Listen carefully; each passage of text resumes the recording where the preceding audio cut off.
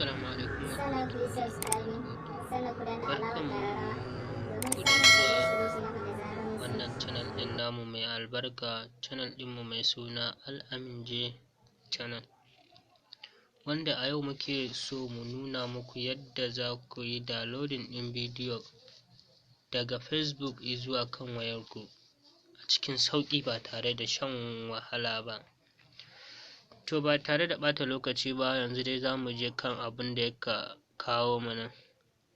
Da farko dai ana buƙatan ka je Play Store ka yi downloading ɗin wannan app ɗin, downloader Facebook. Idan ka yi downloading ɗin shi haka, bayan ka yi install ɗin shi zai zo maka haka. Idan ya gama install za ka ga ya nuna maka done or open.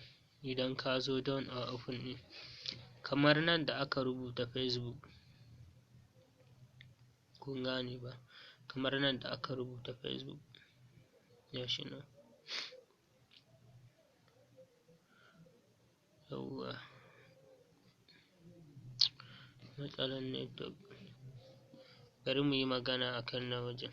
Kamar yanzu nan haka, a ce baka da ainihin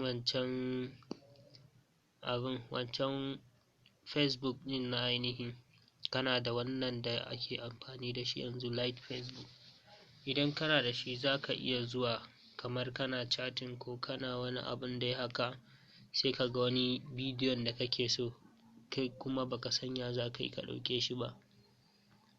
To idan ka samu haka, abin da ya kamata ka yi shi ne, za ka je wajen wannan bidiyon inda za ka samu option.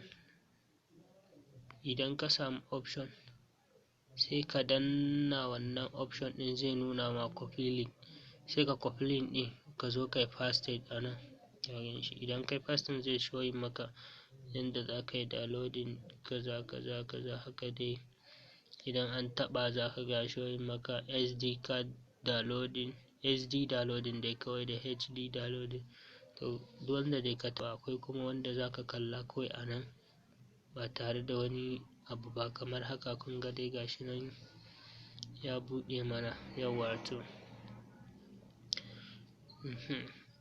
gashi nan ya buɗe mana,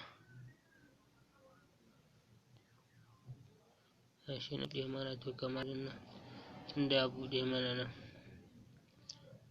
bari mu je ga inda za mu samu bidiyoyin mu. Sai ka dawo saman nan, wannan app guda uku ɗin, ba create post ba, wayannan ga su nan guda uku. Da zaran ka taɓa su,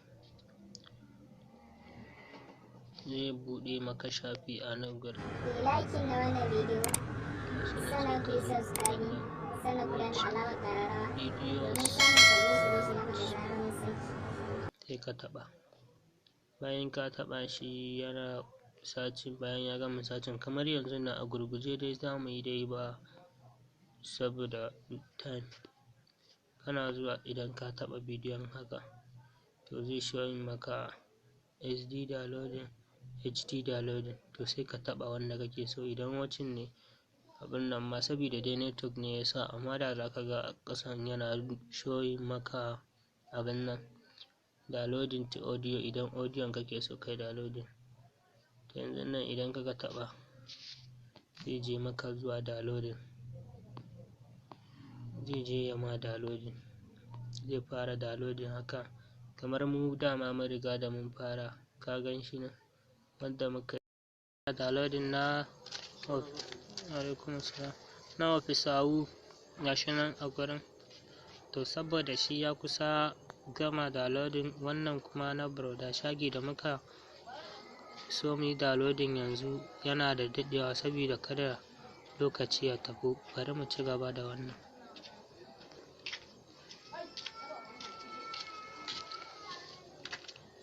Gashi nan yawwara, gashi nan ya ci gaba da downloading. Yawwa, to bari na gwada muku wani abu ma ba bayan wannan a cikin wannan bidiyon namu. kaga nan wajen ɗin wayannan masu talla ne haka dai. Kaga nan wajen wannan fastek Facebook ko Instagram ne, har da Instagram ma za ku iya abin nan ɗin sharan, za ku iya downloading ɗin bidiyo daga Instagram.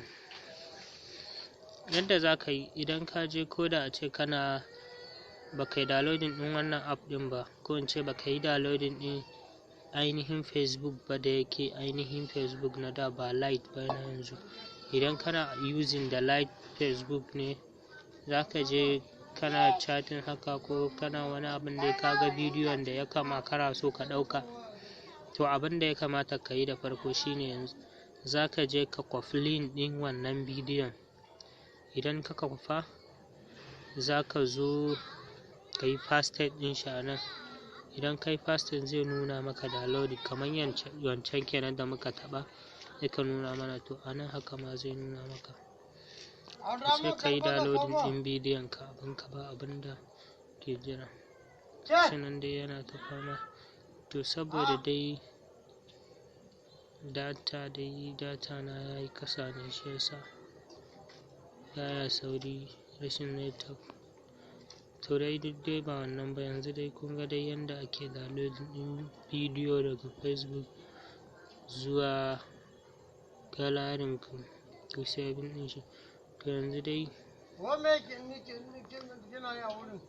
idan wannan ne farko zuwanka wannan channel namu, ka daure ka danna mana subscribe, sannan ka danna alamar ƙararrawa domin sanar da ku da zaran mun saka sabon shirye-shirye. Sannan ku yi subscribe, sannan ku danna alamar ƙararrawa.